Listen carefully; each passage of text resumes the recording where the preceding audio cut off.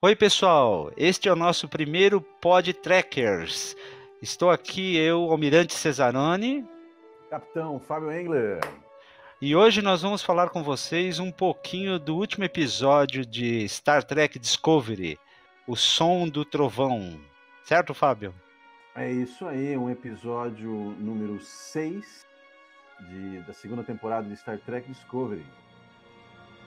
Então, eu achei o seguinte, esse episódio, The Sound of Thunder, né, em inglês, é um episódio que foi, olha, na minha opinião, principalmente baseado em personagens que sei lá, estão tentando encontrar as pessoas que costumavam ser. Nós temos lá, por exemplo, o Saru, que perdeu aqueles gânglios, né, que ele tinha lá de medo. E também nós temos menos, mas também um pouco lá do Dr. Kuber. O que você tem achado isso aí, cara? O que você tem a dizer desse episódio aí, Fábio? Então, a primeira coisa que eu tô lembrando aqui é que esse Sound of Thunder, Sons do Trovão, é exatamente, ou quase exatamente, o mesmo título de um livro, de um conto de ficção científica de 1950, de Ray Bradbury. Nossa, você foi buscar isso lá no arco da Pois é, coruja, hein? rapaz. Esse cara, o Bradbury, foi um grande escritor de ficção Sim, científica. conheço. Inclusive, em Star Trek Into Darkness, em 2013, uma das naves da Federação tinha o nome dele, o SS Bradbury. Né? Exatamente, eu lembro disso. Exatamente. E nesse Sound of Thunder do Bradbury, ele fala sobre o efeito borboleta. Você lembra do efeito borboleta? Claro que sim. Se uma borboleta bate uma asa aqui, vai te causar um furacão do outro lado do mundo. Isso, causa e efeito, né, em grandes proporções. E borboleta lembra o quê? Lembra o quê? A figura do anjo vermelho. Olha, eu acho a sua ideia interessante, mas eu não sei se eu concordo com ela, não. Para mim, o som do trovão aí vai mais como despertar aí do. Pode até ser do Bradbury, mas eu acho que vai mais como despertar do lado mais violento ou mais obscuro do Saru, onde ele ainda está aprendendo a viver. Um ser que foi criado e conviveu com o medo a vida toda conviveu com medo, foi educado a viver com medo, e aí o que acontece? De uma hora para outra ele se vê livre daquela coisa que é genética, né? Genética, embutido nele, esse negócio do medo é uma coisa genética, que é meio, eu também gostaria de conversar a respeito disso, mas ele perde esse negócio aí, esses gânglios, né? Que jogam, ou melhor, brincam com essa sensação de medo que ele tem, né? Que embute medo, ou perigo, na realidade. Eu não diria que nem medo, é mais perigo, a sensação de perigo que ele tem por qualquer coisa, né? Ele perde isso e ele tem que começar a viver com isso aí. Então, para mim, o som do trovão é justamente isso, esse despertar que ele tem para um lado que ele não conhecia da espécie dele. Um lado que, aliás, em milênios, né, 2000 anos, 2000 e tantos anos, ninguém conhecia. Agora, Exatamente, eu achei essa ideia interessante também. E você falando disso, me lembrou das atitudes nele, né? Que agora ele tá mais agressivo, né? Ele tá, inclusive, peitando o Pike na ponte. pois é, cara, mas isso aí é uma coisa estranha. Por exemplo, a primeira cena em que ele tá com essa. Só um adendo. A coisa que eu gostei nesse episódio foi que não foi a Burnham que entra falando, é ele que entra falando. Eu achei legal que ele dá aquele toque diferentão, que ele fala, ele dá uma posição das coisas, como são as coisas, ele mostra aquele lado poético sendo mais, sei lá, evoluindo, né, uma ser diferente. Aí ele vai e senta na cadeira do capitão, senta lá, essa cena eu achei meio estranha, sabe? Isso não é questão de peitar, não é questão de nada disso. Ele tá lá sentado e simplesmente não quer sair.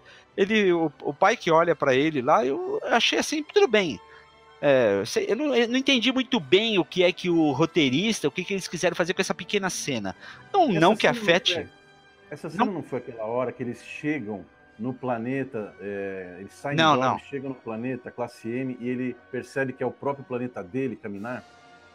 Agora você Eu me acho que ele ficou pegou. atônito nessa hora. Ele ficou atônito. Quando o Pike chegou para assumir a cadeira do capitão, ele estava atônito ainda, e de repente ele olha para o lado Não, e não sei se foi. Eu não percebi isso, não. Eu achei que ele ficou ali sem muita. Foi antes essa cena, foi antes. Foi antes deles descobrirem o anjo que apareceu perto ao anjo, ou ser, sei lá o que é aquele viajante lá, que aparece lá perto do planeta. De qualquer maneira, foi uma cena meio esquisita. Só seguindo essa linha, outra cena que eu achei esquisita foi quando ele se torna extremamente violento. Violento com o Pike. Ele não tá peitando o Pike. Ele tá violento. Aparentemente ele não tá sabendo ainda lidar com essa coisa de ter perdido medo. Porque a gente sabe que nos seres vivos, o medo é uma coisa que mantém a sua sobrevivência ativa. Você tem medo de... Entendeu? Porque ele tem medo de pôr a mão no fogo, você tem medo disso, porque você sabe que pode ter uma reação que vai te machucar. Ele perde isso. Torna vivos, nos mantém vivos. Exatamente, muito bem falado, é isso mesmo que eu penso. E aí o que acontece? Ele vai lá, ele peita o Pike e tal. Ele não tá sabendo ainda, nesses momentos, assim, ele não tá sabendo bem lidar com isso, porque. São novos hormônios. Então, mas é verdade, são novos hormônios, você tem razão, mas você entende que... chegou na puberdade. Pois é, mas ou saiu da puberdade, sei lá. Mas de qualquer maneira, é uma coisa assim... ele é um ser racional evoluído, entendeu? É um ser senciente, é um ser que é estudado, educado, fala 100 e tantas línguas e tudo mais. E aquela reação ali... É muito estranha para um ser desse tipo. Ficou estranho para mim, entendeu? E você eu viu acho que a reação do pai que foi de como que entender que o cara tá passando por mudanças lá biológicas, tá meio aflito, e não brigou com ele, simplesmente olhou para ele, sim, as suas observações têm pertinência, mas eu acho... Exato, mas ele tentou contemporizar, mas o Saru, ele tá numa posição que tudo bem, os hormônios e tal, mas ele saiu fora daquele cara lógico, ser, como dizer assim, racional, para uma irracionalidade total. O episódio, existem vários momentos de irracionalidade, onde ele, a bordo da Discovery, quando ele está no planeta dele, ele é mais racional, mas fora do planeta dele, ou tal, ele assume... sei lá, atitudes totalmente irracionais. Tanto é que a tripulação da ponte já está pronta para intervir. É claro que o presunto queimado... Levantam, claro. Porque percebe que ele está perdendo aquilo. Vamos segurar esse cara. Pois é. E aí, o que eu venho criticando, e você sabe disso ao longo disso, é sempre a interferência da Burnham nesses momentos. Ela interfere, ela que vai lá, sabe, chama a racionalidade, ela que traz o cara pra coisa, mas podia ser outro personagem, entendeu? O próprio Saru podia se introspectar, ter um pouco de consciência ali que ele estava saindo dos limites. Ou mesmo o pai que chamar a atenção dele, não precisava a Burnham entrar. Ele podia chegar ali no momento, ele tipo assim, senhor Saru, o senhor está se excedendo. Quando o Picard falaria isso, entendeu? O Picard falaria isso, o Kirk falaria isso. Senhor Saru, o senhor está se excedendo. Só uma voz autoritária ali, uma voz firme, traria ele já. Não precisava... parecia que ia ser uma briga de criança, sabe, que briga entre dois marmanjos, aí ela entra no meio para pôr panos quentes, põe a mãozinha no peito de cada um, vamos deixar disso. Eu não sei, eu acho que é muito forçada de barra em cima da Burnham para ela tentar resolver tudo. Entendeu? É isso que eu acho. Você fala, você sempre tem lembrado disso, que a Burnham aparece demais, se mete demais, sabe tudo, né? E outra cena dela, já que a gente tá falando da Burnham... Desculpa, pode falar, depois eu falo. Algumas vezes a Burnham me lembra o Spock. O Spock, na série clássica, ele era o sabe-tudo, né? Tudo ele sabia, isso às vezes até irritava o McCoy, né? Lá vem o duende de orelhudo. Quer dizer, o Spock, em determinados momentos, ele era também irritante, porque ele sabia tudo, conhecia tudo, especulava tudo, e dava muita informação para o Kirk, às vezes tomar decisão. E a Bunny, a gente não pode esquecer, Mas que olha, ela é a primeira humana criada em Vulcano, né? eu sei, eu entendo isso que você falou e concordo em parte. Porque veja bem, o Spock, em todos os momentos, em todos os episódios, filmes e tudo mais em que ele aparece, ele dá a opinião dele, mas ele não impõe a opinião.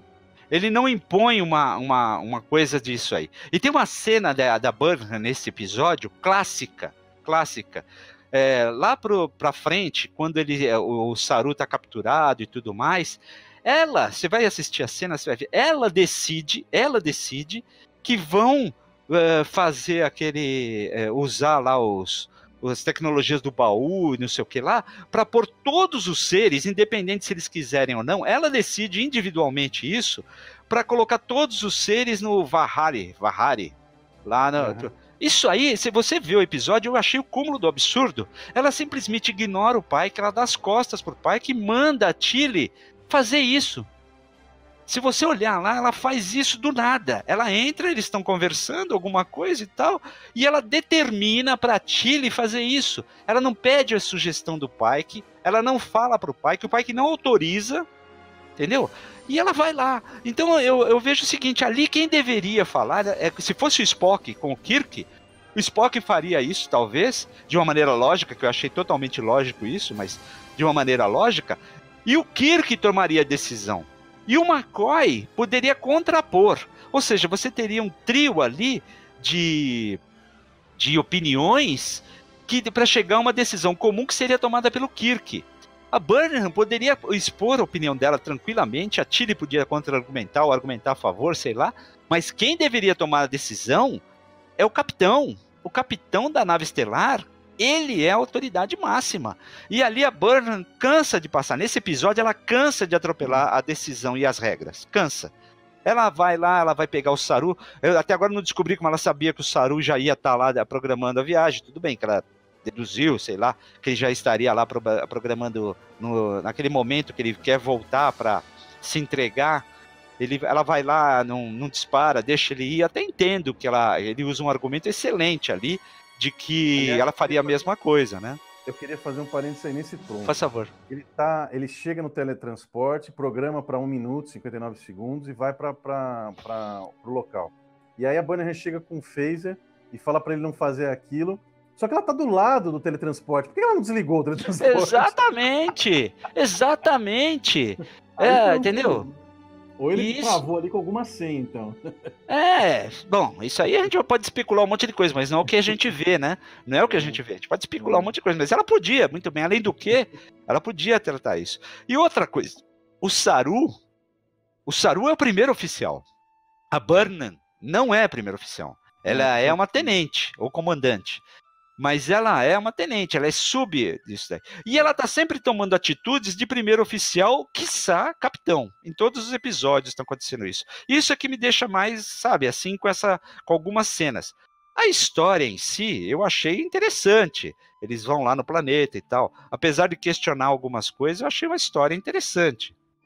Eu estou aqui com a tela do episódio e eu estava revendo isso que você falou, da Burnham dar as costas para o Pike. E tem um detalhe, antes deles decidirem que vão emitir aqueles sons da esfera para transformar todos os Kelpins em evoluídos, o Saru liga para Enterprise, para Discovery, via aparelhos dos baús que ele quebrou lá e transformou num... Sim, é isso aí, eu vou falar outra coisa depois, vai. Rapidamente, parece que ele é um super gênio da eletrônica. E aí ele fala com a ponte, né? E eles dão graças a Deus, tal, que ele tá vivo, não sei o quê. E ele fala assim, não, sim, tô aqui e tal. E eu percebo que é preciso intervir no planeta, preciso fazer alguma coisa pelo meu povo. E aí a Tilly aparece na ponte falando assim, olha, acabei de isolar os sons da esfera e é possível transmitir informações da esfera para você. E o que ele fala é, se vocês conseguirem transmitir o mesmo que fez para mim, nós conseguimos ajudar o meu povo. E aí a Burnham fala, a frequência e tal, não sei o que, ela dá aquela explicação technobubble dela, da típica de Star Trek.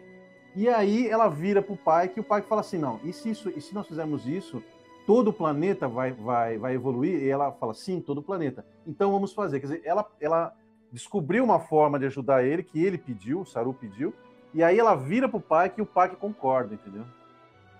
Eu não sei, eu não lembro exatamente essa cena. Você tá falando aí, mas o Clara, pra mim, se você olhar essa cena inteira que você descreveu, não tem a participação do Pike em quase nada. Não, só no final. Ele só toma Entendeu? decisão. Não tem a participação do Pike em quase nada. O Saru já decidiu o que fazer. A Tilly chega com uma solução do nada. Ela entra na ponte e chega com uma solução do nada. Entendeu? A Michael tá lá também falando algumas coisas. E aí, a Ordem Geral 1 já foi pro saco. Entendeu? Vamos lembrar uma coisa. Existe uma coisa muito diferente que o pessoal tá confundindo. É a Ordem Geral 1 e a primeira diretriz. Nessa época, fica claro para mim que eles não têm ainda uma primeira diretriz. Eles têm uma ordem geral, entendeu? Que é a de não interferência, que é totalmente desrespeitada em todos os episódios aí. Impressionante. É como se não existisse ordem geral. Mas em Star Trek, geralmente, eles quebravam a diretriz. Ah, não, vai. Não. Tanto não é assim que Enterprise, naquele episódio que eles chegam lá no planeta lá, onde tem duas espécies, uma tá morrendo e a outra ela é meia bobona, o Archer, ele fala que eles têm aquele dever moral de não intervir, porque o Phlox descobriu a cura da doença que aqueles seres têm. Eu não lembro qual é o episódio. Na verdade, eles tem duas espécies no mesmo planeta, uma mais tecnológica, outra mais primitiva, só que a mais primitiva não tem uma doença genética. E a mais evoluída tem e vai morrer em 20 anos. Isso, mas o Phlox descobre a cura e ele não aplica, porque ele ia interferir na evolução do planeta. É um paralelo... Ele queria, o Art não deixou. Não, o Art não deixou, exatamente, porque ele teve uma atitude de capitão ali.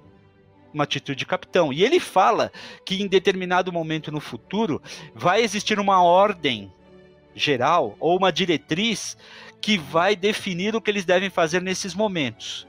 Ele dá deixa. Chama-se Dear Doctor. Isso, exatamente, Dear Doctor. A gente, inclusive, debateu esse tema, por causa da primeira diretriz, num Fnac Trackers, lembra disso? Lembro sim. E aí, o que acontece, gente? Ela é totalmente desprezada, entendeu? A Ordem Geral 1. É simplesmente desprezada. Eles vão lá no planeta, tomam a decisão de evoluir a espécie toda, colocar todos eles na puberdade lá. Isso, aí até num momento lá eles tentam justificar isso, dizendo que os baús são tecnologicamente superiores, então eles podem chegar a um meio tempo de conversa com a intermediação da Federação. Eles tentam pôr uns panos quentes na bobagem que fizeram. Mas aí, gente, imagina só, você tem duas espécies num planeta convivendo, uma era predadora, no caso da espécie do Saru, os Kelpianos, e a outra era, sei lá, se era degustável, sei lá o que eles faziam com eles, matavam eles, aí comiam, sei lá o que eles faziam com aquela espécie nojenta lá que saindo daquele negócio. Eu tenho uma teoria sobre isso, depois eu quero falar. Não, pode falar, mas aí você faz o seguinte, você tem uma espécie que é muito evoluída tecnologicamente, mas tem medo da outra, que não tem nenhuma evolução tecnológica. Outra coisa muito interessante nesse episódio, que mostra que a Ordem Geral 1 não interessa, é aquela parte em que eles estão discutindo e novamente a Burnham intervém e diz que o Saru tem que ir com ela. E ela vai pro planeta sem nenhum disfarce. Eu achei dois erros aí. Primeiro, que o pai que autoriza a Burnham ir, e ela não vai assim, sei lá, ela é achando bióloga até interessante, mas ela vai sem nenhum disfarce. Eles estão interferindo totalmente na evolução da espécie. Aí vai o Saru, briga com ele lá, não sei o que, e ela novamente intervém, barará, e aí ele desce, encontra a irmã dele, porque eles vão lá e já fala tudo, já entrega tudo. Eu estou numa frota estelar, existem milhares de espécies que falam trocentas línguas, a humana da Terra é essa aqui, que chega lá, mas você é diferente, mas estão igual. Gente! Deixa eu só pôr um parênteses nisso. Ele fala tudo isso, mas existe também aquela história, já em outros episódios, a Burnham já citou isso em outros episódios, de que eles estão, não só agora, mas em todos os episódios, em muito conflito com a primeira diretriz. No episódio 2, New Eden também, eles tiveram que entrar em conflito com isso. E o pai que acabou revelando a verdade só para uma pessoa. Mas esse conflito da primeira diretriz versus a missão de descobrir o que são os sinais vermelhos é uma prioridade da frota. Então, ela sempre já colocou isso 2 vezes para o Pike. Diante de uma primeira diretriz ou descobrir a resposta para a nossa missão, o capitão tem que decidir, o capitão pode decidir o que fazer, porque uma ordem sobrepuja a outra. Então, se a missão é mais importante do que a primeira diretriz, o capitão pode decidir por deixar a primeira diretriz de lado. Não é primeira diretriz, vamos pôr o pingo no i aí, é a ordem geral 1. A primeira diretriz não existe ainda, mas eles desobedecem a ordem.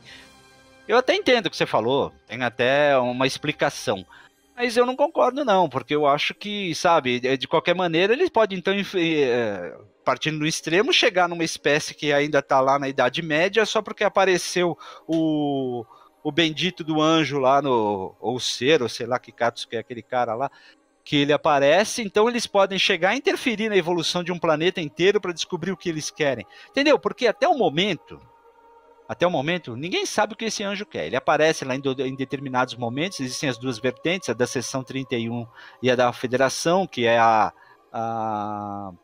aquela história que ou ele causa catástrofe ou ele salva de uma catástrofe, são bem bons argumentos isso. E aí vão ser revelados nos próximos episódios quem é que tá certo. Mas, cara, isso sabe, vai contra o meu bom senso. Porque, vamos dar só um exemplo do que foi que aconteceu nesse episódio. Eles poderiam ir no planeta investigar isso daí, mandar o Saru lá, e não precisar revelar as coisas. Ele podia falar que estava em outro lugar do planeta. Podia falar isso, estava em outro lugar do planeta, ou sei lá, inventava alguma história e tal, e só conseguiu voltar agora, e ele está investigando isso, tudo bem, né? A história seria diferente, mas tem uma certa... Respeito à primeira a ordem geral 1. Dá para fazer isso, dava para fazer. O que eles estão fazendo é uma... Aceleraram o processo. Sim, exatamente, aceleraram. Eu tenho uma teoria sobre isso. Eu ainda acho que a gente não viu tudo sobre essa relação Kelpins e baús. Eu acho que eles mostraram nesse episódio só uma parte da verdade.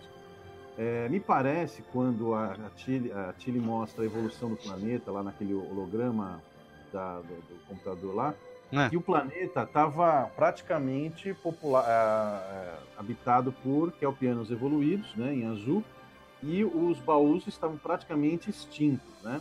E de repente, não mais que de repente, muda tudo, e o vermelho toma conta do planeta. E o azul eles matam todos os coisas.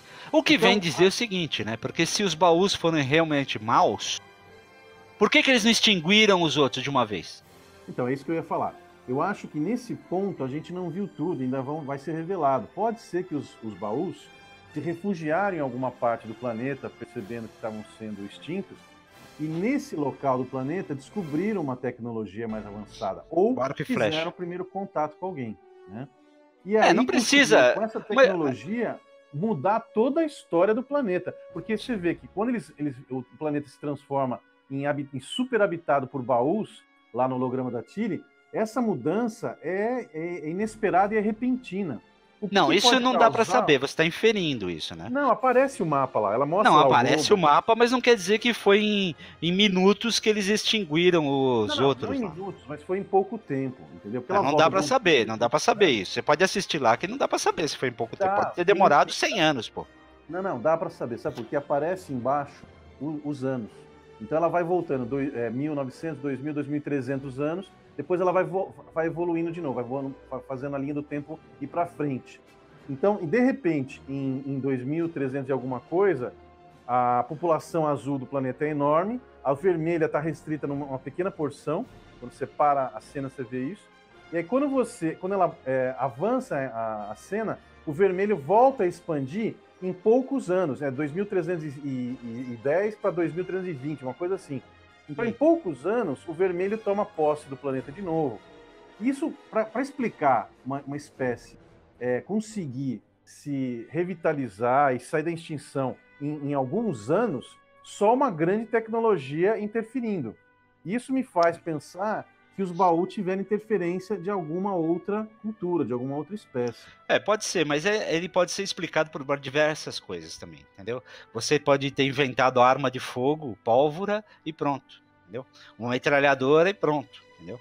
Foi assim que houve a extinção. Nós temos exemplos disso na Terra, na história da Terra, mas nem vamos avançar nisso daí. Outra coisa é o formato dos baús. Eu acho que esse formato deles também não deve ser o definitivo. Talvez eles tenham mostrado uma aparência, mas na verdade eles sejam outras. Eu até penso, né, que esses baús podem ser uma outra forma, um outro estágio de evolução dos próprios kelpianos. Isso eu concordo com você. Num primeiro momento, apesar de lembrar aquela forma de vida que todo mundo fala aí, que matou a Tasha Yar, eu vejo o seguinte, ele podia ser uma forma de comunicação, comunicador ali, entendeu? Onde ele se forma como um holograma diferente. Eles têm uma tecnologia diferente, vai saber o que era ali. Pode ser um monte de coisa. Realmente eu concordo com você que a forma pode não ser aquilo lá. Bom, mas enfim, isso aí é umas coisas bem interessantes. É que os baús falam que a frota não tem ideia, não imagina o que eles trouxeram para suas frentes, levando um kelpiano para eles, né? Ele fala como se os kelpianos fossem terríveis. E, na verdade, o Saru aparece como um super-herói, né? Ele tem lança-espinhos, olhos que enxergam além do alcance. Exatamente. Mas você concorda que existe uma coisa bem estranha nesse momento, por exemplo, que ele se demonstra lá, aqueles espinhos que ele tem no pescoço e mais que ele detona lá os artefatos que iam matar? Primeiro uma coisa, um artefato de um pessoal muito inteligente, evoluído, coisa de dobra, comunicação interestelar, diabo 4, me aparece um equipamento com uma faquinha girando lá na frente para matar o cara. Porra, gente.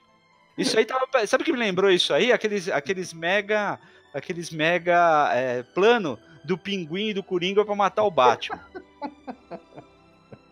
Da década de 60. Eu vou pôr um negócio daqui, aí fica contando lá, ele precisa, aí fica lá, Batman, não perca o próximo episódio, será que ele se livra da faquinha?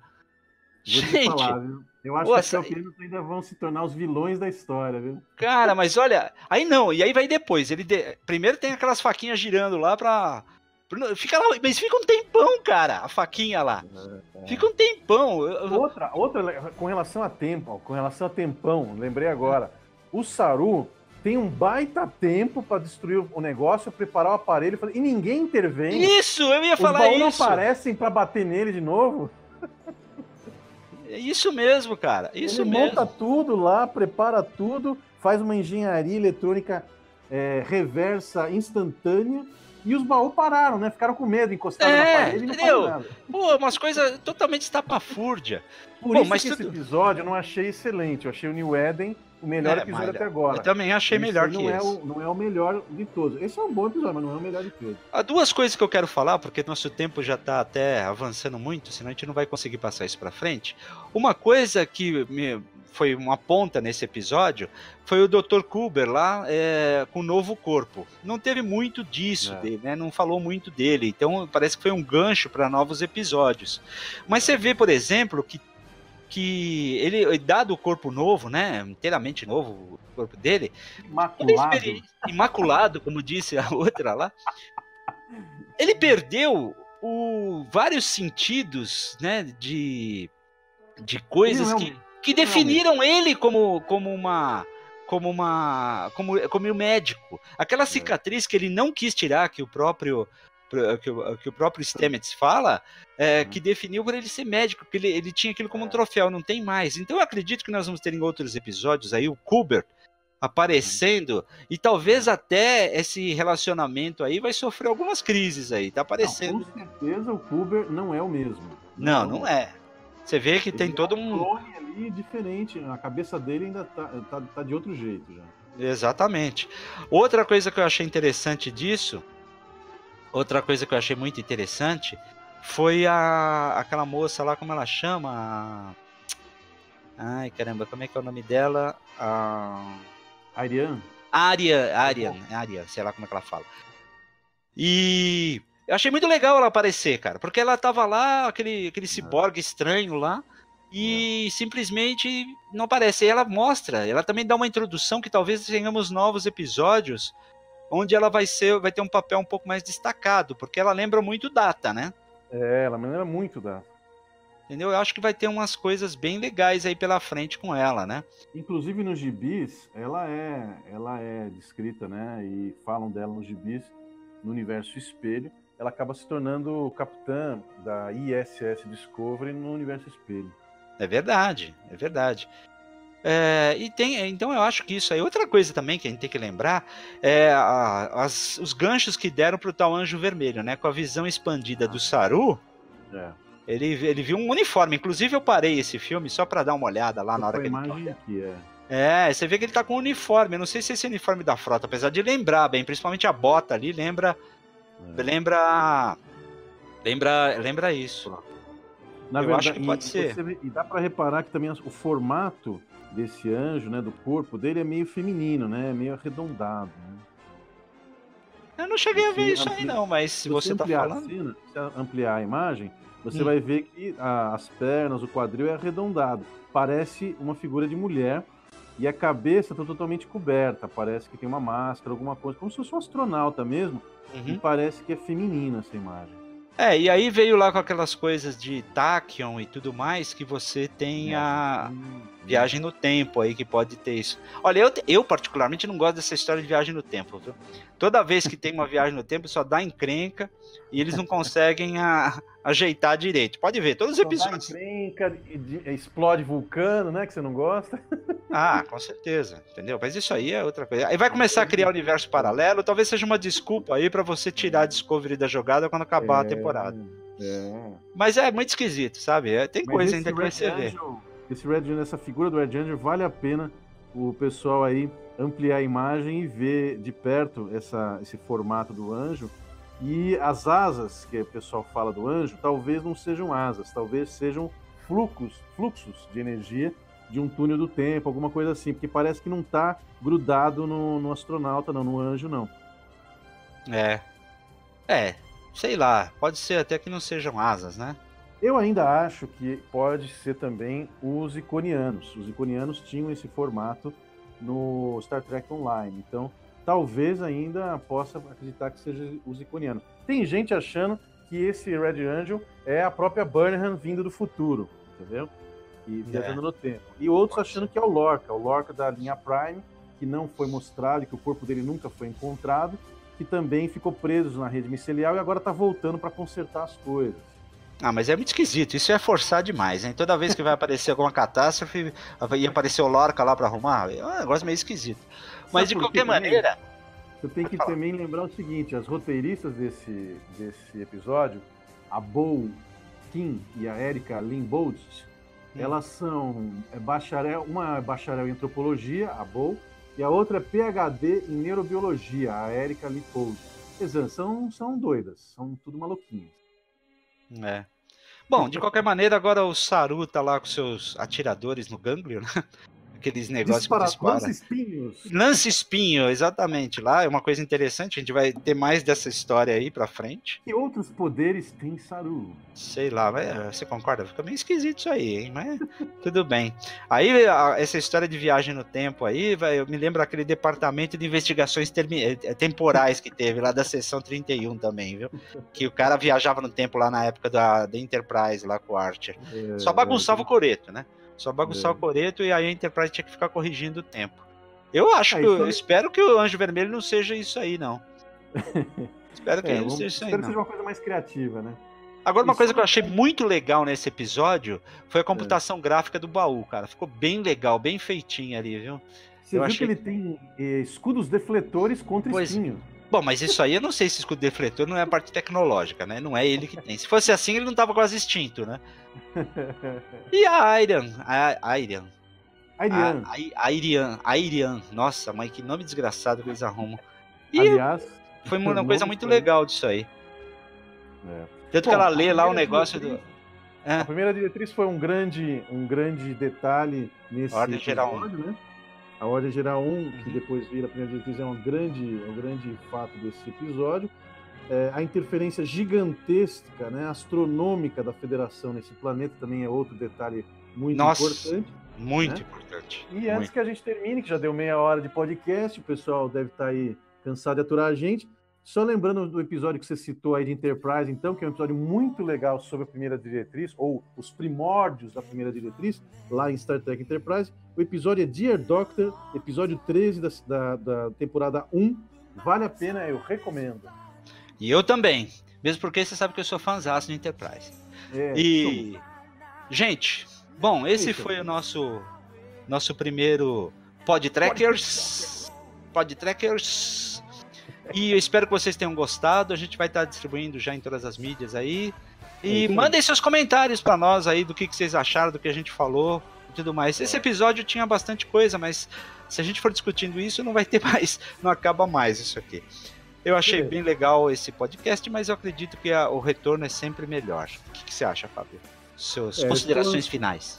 Eu estou ansioso pelo episódio 7. Aliás, já saíram os nomes dos episódios de 7 a 11. Vou falar aqui para vocês. O 7 é Light and Shadows, então luz e sombras. Depois tem, não vou falar o 8, 9, 10, 11 não, deixa o suspense. O próximo mesmo porque o cara entra lá no Netflix, pega tudo lá.